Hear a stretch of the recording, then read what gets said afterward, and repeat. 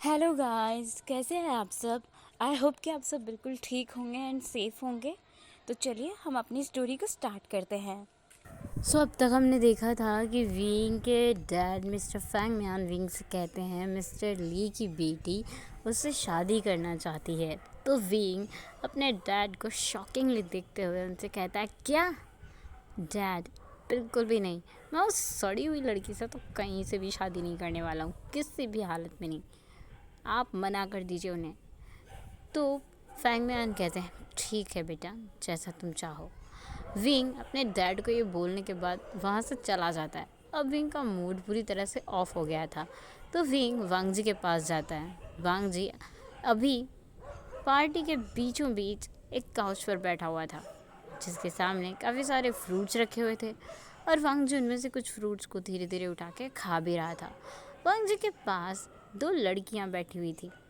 Wing जब वहाँ आता है तो वो देखता है वांग जी के पास वाले काउच पर दो लड़कियां बैठी हुई है और वांग जी उनसे बातें भी कर रहा है। वो लड़कियां भी वांग जी से हंस हंस के बातें कर रही है। ये देखकर विंग को पता नहीं क्यों पर बहुत ज़्यादा जेलसी होती है और उसे बहुत गुस्सा आ जाता है। विंग वहाँ पर गुस्से में आता है और वांग जी के पास आकर बैठते हुए विंग वांग जी से कहता है, वांग जी, मेरा मूड बहुत ख़राब है और ये सब क्या चल रहा है यहाँ पर। तुम इन लड़कियों से हंस हंस कर बात क्यों कर रहे हो। वांग जी विंग को देखता है। विंग जो उसे इस तरह से बोल रहा था, पहले तो वांग जी कहता, वैसे विंग तुम्हारा मूड ख़राब क्यों हुआ। मैं इन लड़कियों से बात कर रहा हूँ क्योंकि मैं जानता हूँ ये मेरे साथ मेरे कॉलेज में पढ़ती थी, तो ये नॉर्मल बात है ना। विंग कहता है, नहीं, तुम सिर्फ मेरे दोस्त हो और तुम सिर्फ मुझसे बात करोगे, किसी और से बात नहीं कर सकते तुम, और किसी और से बात करोगे ना तो मैं तुम्हारा सर में ये बॉटल फोड़ दूंगा। विंग वहाँ से एक वाइन की बॉटल उठाता है और वो वांग जी को दिखाते हुए कहता है। वांग जी कहता है, ओह, मैं तो डर गया विंग।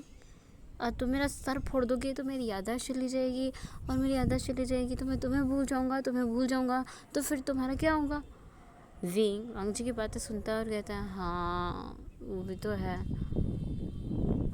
छोड़ो, मेरा मूड बहुत ख़राब है। तो वांग जी पूछता है, अच्छा बताओ तुम्हारा मूड ख़राब क्यों है। डैड मेरी शादी की बात कर रहे हैं, तुम्हें पता है।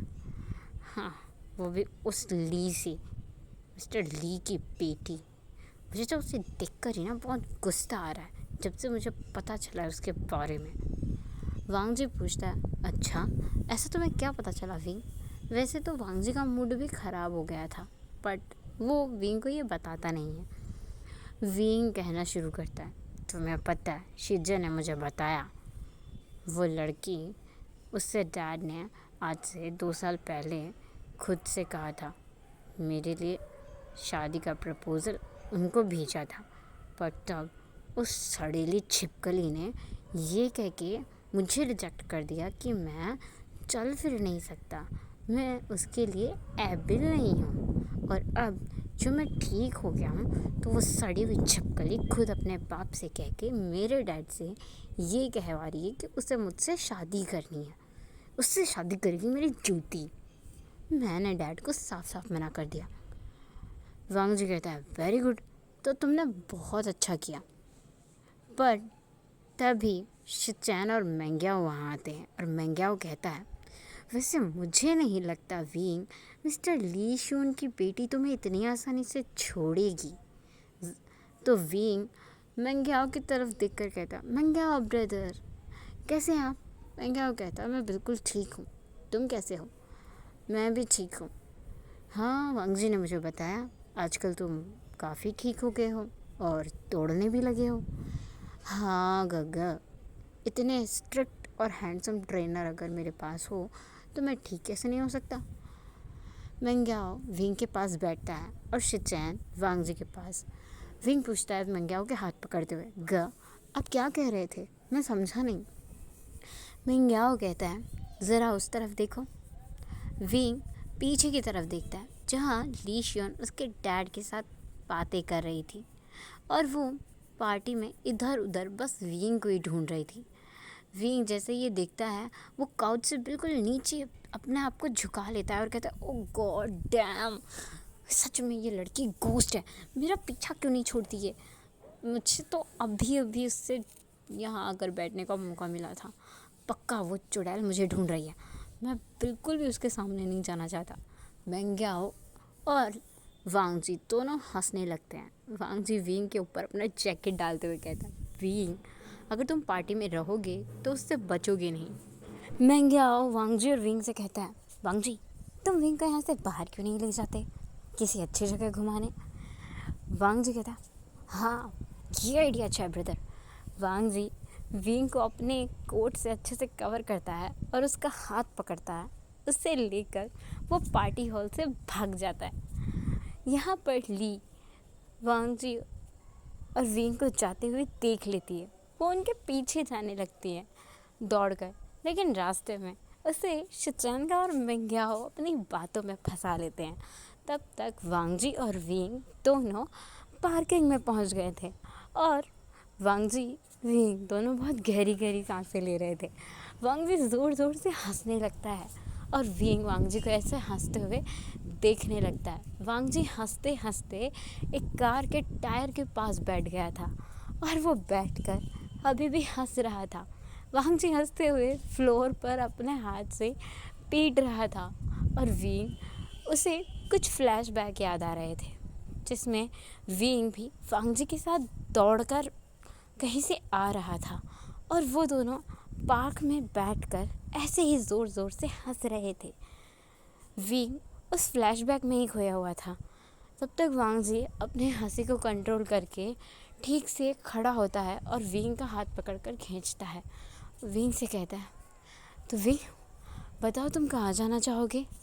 विंग जो वांग जी को देखते रहता है और कहता है, कहीं भी।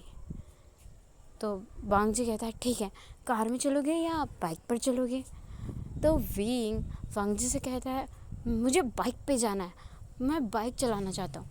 वांग जी विंग को अपनी बाइक दिखाते हुए कहता है, ये देखो, ये है मेरी न्यू बाइक, मैंने ये बाइक 2 दिन पहले ही खरीदी है। तो विंग उस बाइक को देखता है और कहता है, वाह, ये तो बीस्ट है, बहुत ज़्यादा ब्यूटीफुल है। विंग वांग जी से कहता है, मैं इसे चलाऊँ प्लीज़। वांग जी विंग से कहता है, नहीं विंग, अभी तुम इतने स्टेबल नहीं हो, कुछ नहीं होगा वांग जी, तुम हो ना मेरे साथ मुझे बचाने के लिए, प्लीज़ मुझे चलाने दो ना, मैं बहुत अच्छे से बाइक चलाऊँगा। तो वांग जी कहता है, ठीक है, चला लो, बट तुम धीरे बाइक चलाओगे। विंग कहता है, हाँ हाँ, मैं धीरे ही चलाऊँगा, तुम बैठो तो सही मेरे पीछे, बाइक नहीं एरोप्लेन उड़ाऊँगा मैं। विंग अपने मन में सोच रहा था ऐसा। अब दोनों भी बाइक पर बैठ जाते हैं। विंग बाइक को स्टार्ट करता है और दोनों भी निकल पड़ते हैं सड़कों पर। विंग बहुत स्पीड में बाइक को चला रहा था और वांग जी उसे पीछे से बार बार पकड़ रहा था और कह रहा था, विंग बाइक धीरे चलाओ, तुम गिरा दोगे, देखो अगर तुम्हें चोट लगी ना तो तुम्हारी शिज्जे और तुम्हारा ब्रदर वो अकड़ू, वो खड़ूस जांगचे मुझे बिल्कुल भी नहीं छोड़ेगा, धीरे चलाओ। बट विंग जैसे किसी की सुन ही नहीं रहा था। उसके हाथ में बाइक नहीं बल्कि एरोप्लेन आ गई थी, जिसे वो हवा में उड़ा रहा था। उनकी बाइक हवा से बातें कर रही थी। विंग को तो बहुत मज़ा आ रहा था, लेकिन अब यहाँ वांग जी को कुछ होने लगा था। वांग जी को कुछ फ्लैशबैक्स आ रहे थे, जिसमें वो विंग के पीछे ऐसे ही बाइक पर बैठा हुआ था और विंग बहुत फास्ट बाइक चला रहा था।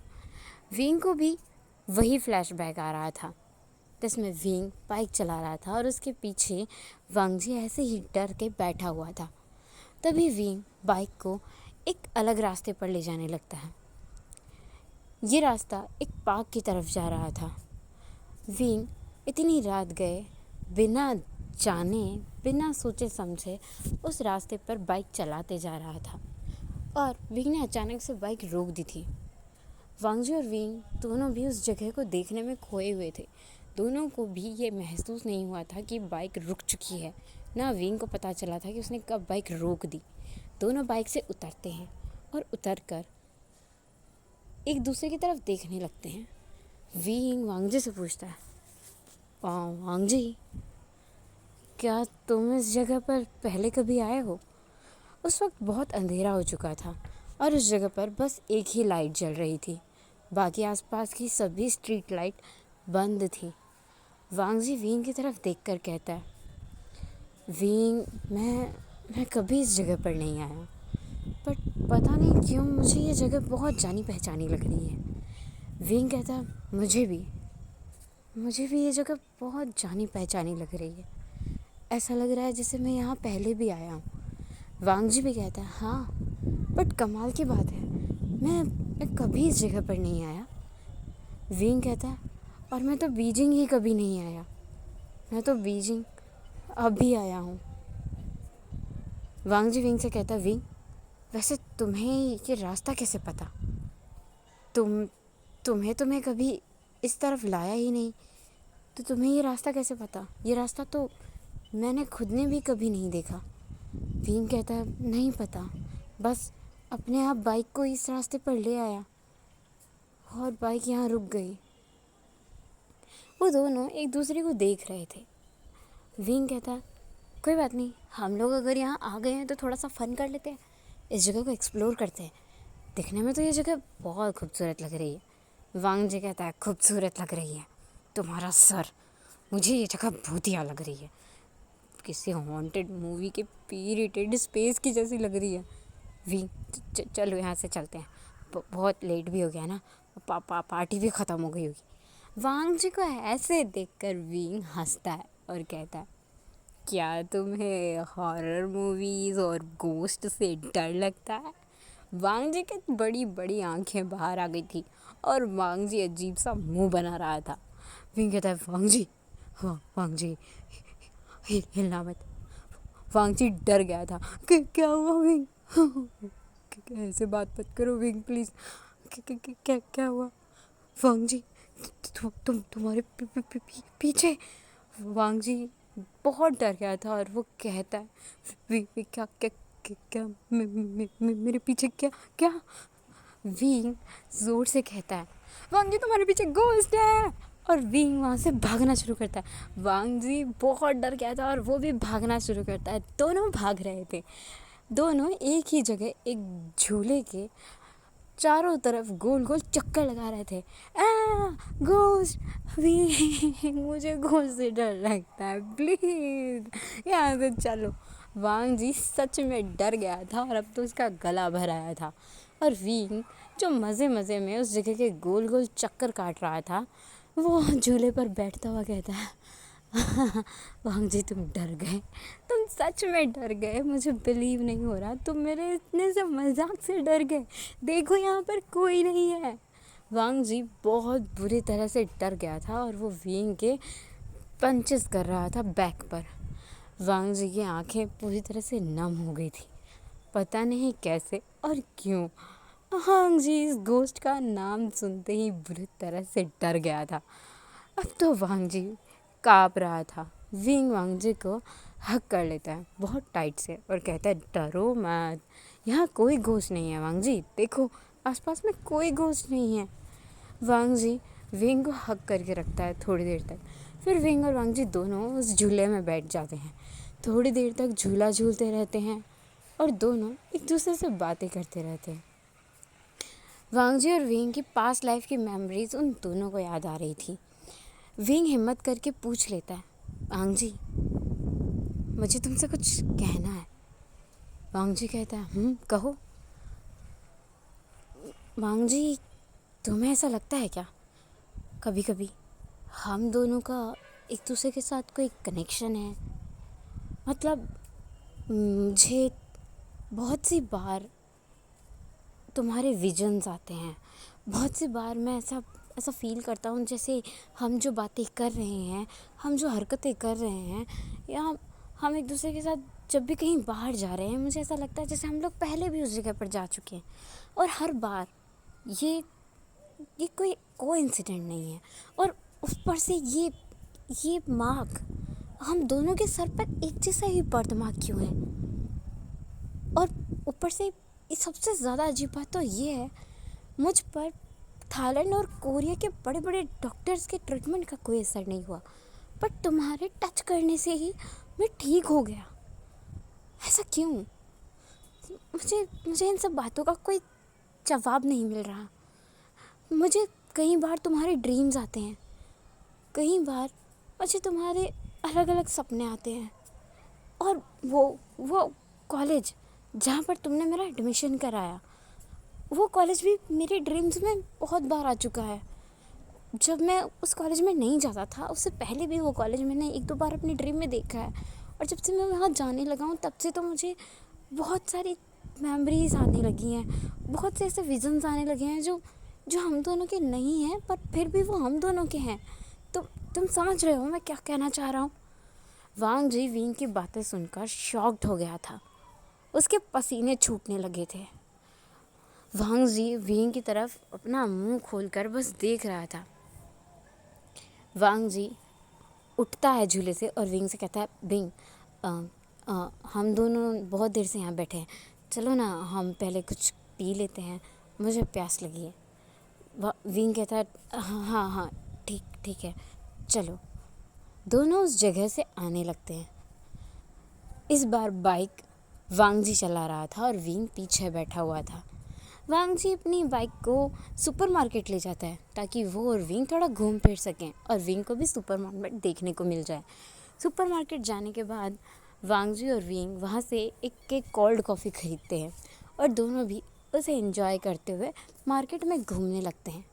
विंग और वांग जी मार्केट में घूम रहे थे, तभी वांग जी विंग से कहता है, विंग, तुम्हें पता है, मुझे बहुत बार ऐसा ड्रीम आता था जैसे किसी लड़के ने मेरे सामने खुद को गन से शूट कर लिया है और मैं उसे गोद में लेकर बैठा हूँ।